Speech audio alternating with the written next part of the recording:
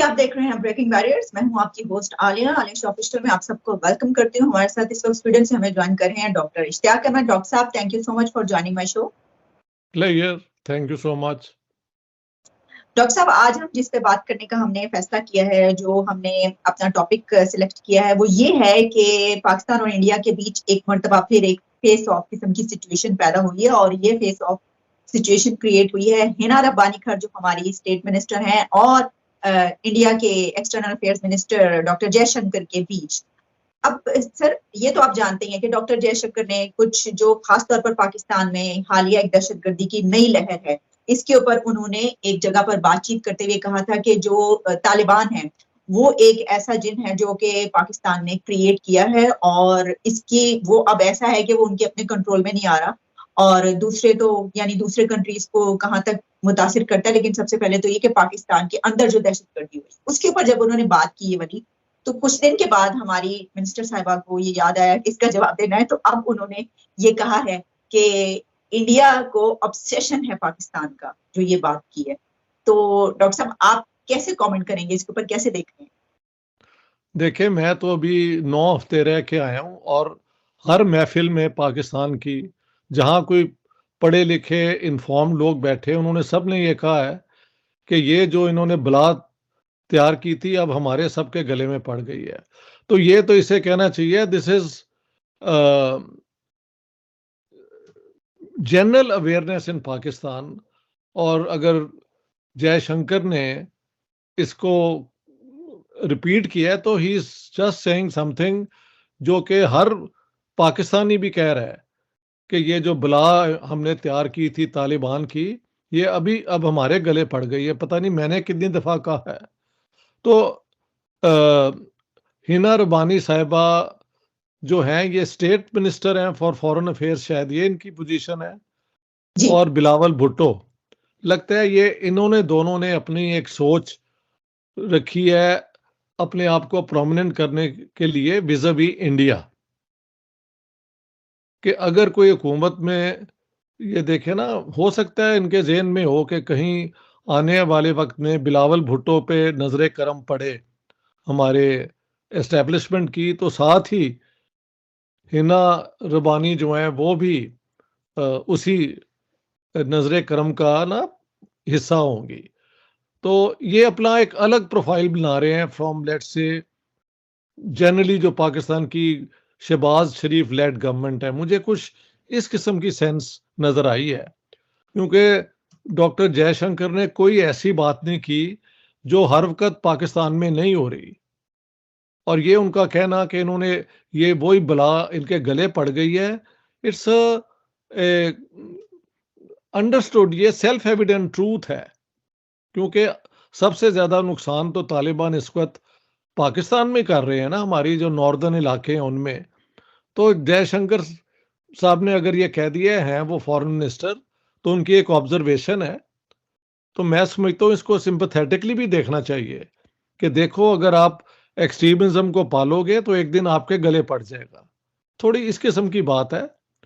इसको हिना रब्बानी ने इतना जो ये हॉकिश एक अपनी बना रहे हैं विज़ावी इंडिया, एक हॉकिश पोजीशन बिलावल और हिना रब्बानी। मुझे कुछ यूं सेंस लगता है कि ये इनकी अपनी एक अटेम्प्ट है to be different from let's say the government of Pakistan in general. कुछ ऐसे समझ आती है मुझे। जी डॉक्टर साहब, इसमें एक क्या आप समझती हैं कि यहाँ पे एक फिनोमेना होता है ना, ये कि इलेक्शन के करीब जो है वो इस तरह की बातें शुरू हो जाती हैं। और इसमें एक और जो आपने बात की वो सही है कि हमें तकसीम नजर आती है इस तरीके से कि जो गवर्नमेंट की तरफ से, हुकूमत की तरफ से, प्राइम मिनिस्टर की तरफ से जो बात की जाती है उससे मुख्तलिफ बात आती है जो सिंध की गवर्नमेंट है उसकी तरफ से, यानी जो फॉरेन मिनिस्ट्री, क्योंकि उनके फॉरेन ऑफिस जो है, फॉरेन ऑफिस का तो मुझे पता नहीं, फॉरेन मिनिस्टर एंड नाउ ये minister for state for foreign affairs Hina Rabbani, they seem to be linking together to appear to be different. हो सकता है इनकी ये कैलकुलेशन हो कि इससे कुछ इन्हें पता नहीं फायदा होगा। मेरे ख्याल से फायदा ज्यादातर होगा कि एस्टेब्लिशमेंट अब इनकी तरफ रजू करे। मुझे क्यों यूं लगता है। अच्छा, तो डॉक्टर साहब इसमें आप ये भी देखते हैं कि हमारे मुल्क में डॉक्टर साहब हमेशा से ये था क्या कि जब इलेक्शन करीब हों तो उस वक्त इस तरह की बातें शुरू कर दी जाएं? क्योंकि आपको पता है हमारे मुल्क में 2-3 कार्ड तो बड़े अच्छे से बिकते हैं। उसमें रिलीजन कार्ड है, उसमें मौलवी का कार्ड है, उसमें फिर ये वाला इंडिया कार्ड है, इजराइल कार्ड है। तो ये वाले कार्ड बड़े धड़ल्ले से जो है बिक रहे हैं। हमने जो पिछला प्रोग्राम किया इजराइल के ऊपर ही था, उसके ऊपर भी क्या-क्या हुआ। तो आप इसकी हिस्ट्री क्या ऐसे ही है कि हमेशा से इस टाइमिंग में इस तरह की चीज बिकती है? पाकिस्तान में इस्लाम को सियासी तौर पे इस्तेमाल करना बहुत पुराना एक कार्ड है, और जिसने ज़्यादा स्किलफुली इस्तेमाल किया, उसको उसका फ़ायदा हुआ। इससे हुकूमतें बनती भी हैं और हुकूमतें जो हैं वो ख़त्म भी होती हैं इस्लामिक कार्ड से। तो इंडिया एंटी इंडिया कार्ड तो वो तो हमारे डीएनए में है ना, इसी बुनियाद पे तो इंडिया की पार्टीशन हुई थी। तो वो भी बिल्कुल एक स्टेबल कार्ड है जो पॉलिटिशियन इस्तेमाल करते हैं। तो ये दोनों बड़े वेल नोन कार्ड्स हैं, और इलेक्शन के करीब आते हुए ये ज़्यादा होते हैं कि ये एक आम तौर पे सियासत का एक वो कार्ड है जो लोग समझते हैं कि अगर वो प्ले करेंगे तो उनको उससे कोई माइलेज, पॉलिटिकल माइलेज मिलेगा। हालाँकि पाकिस्तान का जो जो फाइनेंशियल सिचुएशन है, इसमें अगर कोई ये स्टेट्समैन वाली इनकी पोजीशन हो, तो जयशंकर के इस बयान को इग्नोर भी किया जा सकता है, because there is nothing which is not verifiable in the experience of Pakistan. आप और मैं कई दफ़ा इस पे बात कर चुके हैं। पाकिस्तान के हर अखबार में इसका ज़िक्र हो रहा है कि वहाँ पे तालिबान जो है उनका इन्फ्लुएंस हमारे नॉर्दर्न एरियाज़ में बढ़ता जा रहा है। हाँ जी। तो जी। अगर इंडियन फॉरेन मिनिस्टर ने कह दिया है कि ये पाकिस्तान के लिए नुकसानदेह है, तो it's a statement of fact. इसका इतना बुरा मनाने की क्या बात है? लेकिन ये कार्ड ज़रूर प्ले किया जाता है पाकिस्तानी सियासत में, अपने आप ठीक। को, अपने नंबर बढ़ाने के लिए। ये फैक्ट है। यानी ये कि ऑब्सेशन जो है वो इस तरफ भी है। अगर अ, उनको है ये, हमें भी जो है अ, ऑब्सेशन उस तरफ। इंडिया को पता नहीं कितना ऑब्सेशन है, मैं उनको फॉलो करता हूँ। Pakistan doesn't figure much in their discussions. हाँ, वहाँ पे चंद वो हैं अपना मीडिया, सोशल मीडिया जहाँ पे एंटी मुस्लिम, एंटी पाकिस्तान बकवास होती रहती है, बट दैट डज़न्ट मीन कि इंडियन गवर्नमेंट और इंडियन वो स्टेट कोई इन्वॉल्व्ड है पाकिस्तान के लिए। पाकिस्तान की ये अपनी ऑब्सेशन जो है, ये तो जेनेटिकल है। इसी बुनियाद पे तो ये सारा एक अलग मुल्क बना था, तो it's part of the way people Orient themselves politically. Okay. मुझे यूँ अच्छा। लगता है। जी, जी, जी, डॉक्टर साहब बड़े आपने तारीखी हवालों से जो है वो इसका तज्ज़िया किया। मैं आपसे सर एक और भी चल रहा है मामला, और वो ये है कि कोई 2 महीने हो गए इंडिया की तरफ से पाकिस्तान को एक नोटिस भेजा गया था। हमने उसके ऊपर बात भी की थी कई दफ़ा कि इंडस वाटर ट्रीटी जो है उसके ऊपर। तो अब 2 मंथ्स के बाद हमारी तरफ से उसका रिप्लाई दिया गया, और हमारे जो कमिश्नर हैं उसके इंडस वाटर ट्रीटी के, उसकी उनकी तरफ से जवाब दिया गया। तो फिर इंडिया ने ये बताया है, खबरें वहां पे ये चल रही हैं उनकी तरफ से मीडिया पर, कि पाकिस्तान की तरफ से जवाब आया आफ्टर 2 मंथ्स। 2 महीने वैसे ले लेना कोई अजीब-सी बात है, लेकिन बात ये है कि उस जवाब में क्या कहा गया है, वो ज़्यादा इम्पोर्टेंट है। जब तक हमें नहीं पता लगे कि इधर से क्या कहा गया है, तो इस 2 महीने की देर से जवाब देने कोई अहमियत कोई इतनी ज़्यादा नहीं है, सिवाय कि पाकिस्तान की तरफ से कुछ हेजिटेशन सी लगती है, या उनको बहुत सोचना पड़ा है कि यार क्या जवाब दिया जाए। ये भी नहीं ना पता कि इंडिया ने क्या उन्हें इनवाइट किस बुनियाद पे किया था।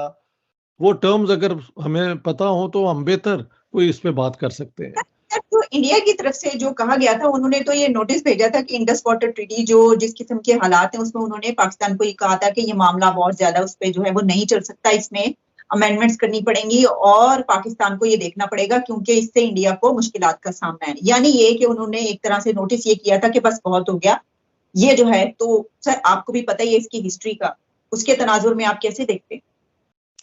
नहीं, मैं तो समझता हूँ कि अगर इंडिया की तरफ से कुछ इतराज़ है तो पाकिस्तान को अपनी तरफ से अपना मौक़िफ़ पेश करना चाहिए, और so the problem is, as long as we don't know कि पाकिस्तान से जवाब क्या आया और इंडिया की तरफ से कि ये 62 ईयर्स ओल्ड ट्रीटी है, इसको मॉडिफाई करना पड़ेगा, तो इंडिया की टर्म्स आनी चाहिए ना वो। लेकिन वो टर्म्स अब आएंगी जब पाकिस्तान की तरफ से जो जवाब आया है वो हमें समझ आ जाए। लेकिन एक ट्रीटी जो होती है जी वो हमेशा रीनेगोशिएट हो सकती है। Treaty is always voluntary, you can always withdraw from a treaty. ये तो होता है। जिस तरह के UK has withdrawn from the European union, खुद ही उन्होंने ज्वाइन किया था, फिर वो विदड्रॉ कर गए हैं। तो और प्रेसिडेंट ट्रंप ने जो पेरिस अकॉर्ड हुआ था ऑन क्लाइमेट चेंज, उससे विदड्रॉ कर लिया था।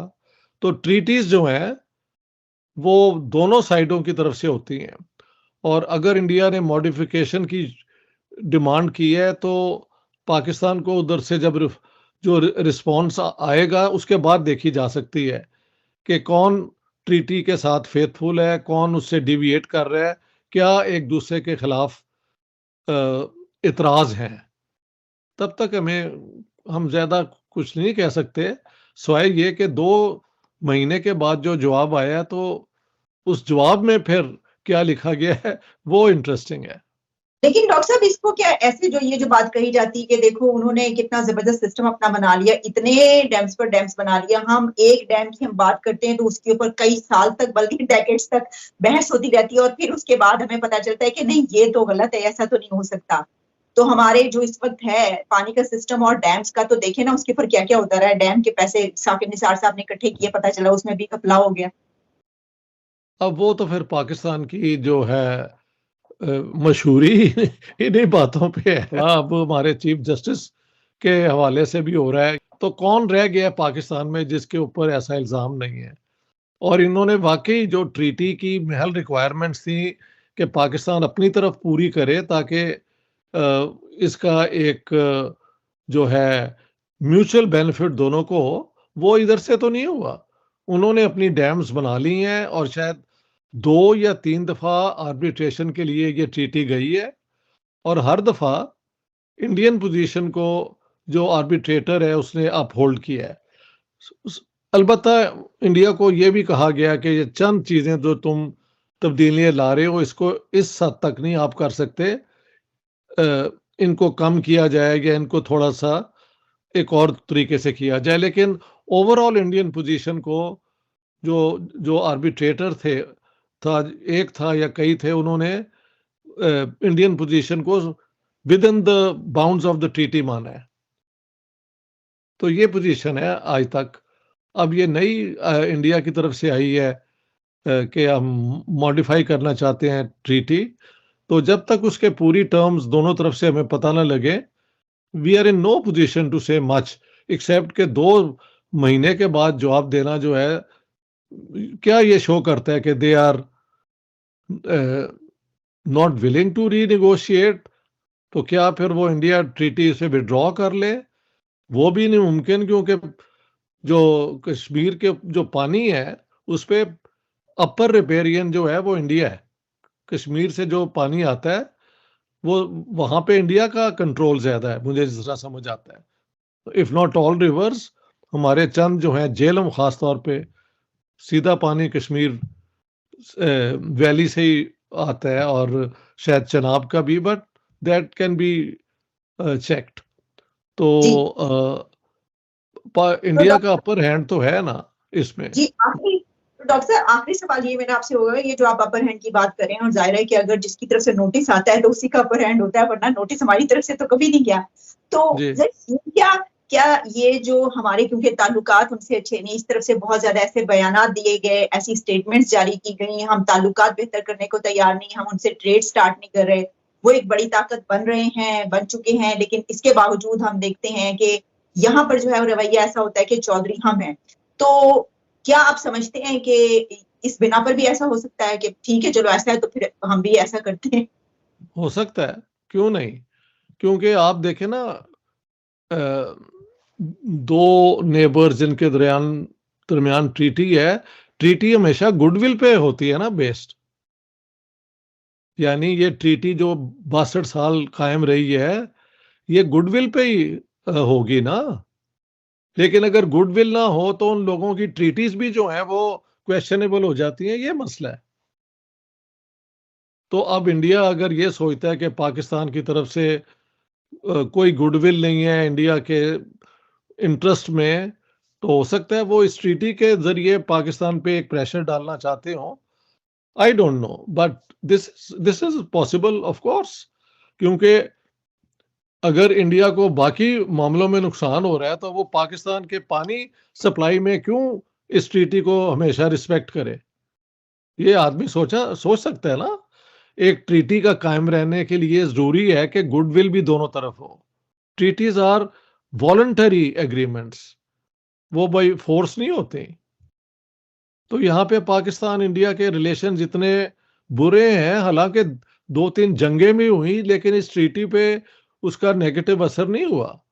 लेकिन मुझे लगता है कि अब इंडिया के अंदर एक नई सोच है कि हमने पाकिस्तान की के ऊपर भी अपनी जो है ना, अपनी तरफ से भी एक एक्टिव पोजीशन रखनी है। So maybe that's the case. Okay, तो क्या इससे ये फर्क पड़ सकता है कि पाकिस्तान भी अच्छे ताल्लुकात का हाथ बढ़ाए? पाकिस्तान के मुतालिक व्हाट कैन यू से, अगर वहां पे कोई रैशनल कैलकुलेशन होती हो। कहते हैं कि मुल्कों के अंदर एक अपने बेस्ट इंटरेस्ट में प्रोज एंड कॉन्स देख के तो बात की जाती है। पाकिस्तान के हक में इस तरह सोच के ना हमारे कभी फॉरेन ऑफिस ने किया है, ना हमारी इस्टेब्लिशमेंट ने किया, और हमारे जो पॉलिटिशियन हैं वो तो डेमागॉग्स हैं। यू नो, दे डेमागॉगरी के जरिए वो अपनी सियासत करते हैं। तो कोई स्टेट्समैन वाली पोजीशन पाकिस्तान में नजर नहीं आती। तो इसलिए हो सकता है इंडिया का एक इस ट्रीटी के मुतालिक भी एटीट्यूड अब चेंज हो रहा हो, and that is not in the best interest of Pakistan. I think इस ट्रीटी के जरिए पाकिस्तान को 80% पानी मिला था, जो कि एक बहुत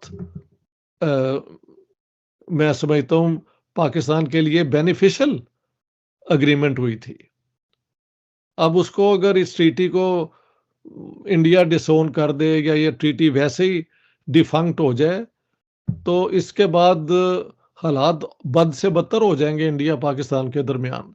मैं तो इसके हक में हूं कि इस ट्रीटी पे दोबारा डिस्कशन हो और दोनों साइड्स अपने इंटरेस्ट को एक दूसरे को समझाएं और इस ट्रीटी को प्रोलॉन्ग किया जाए।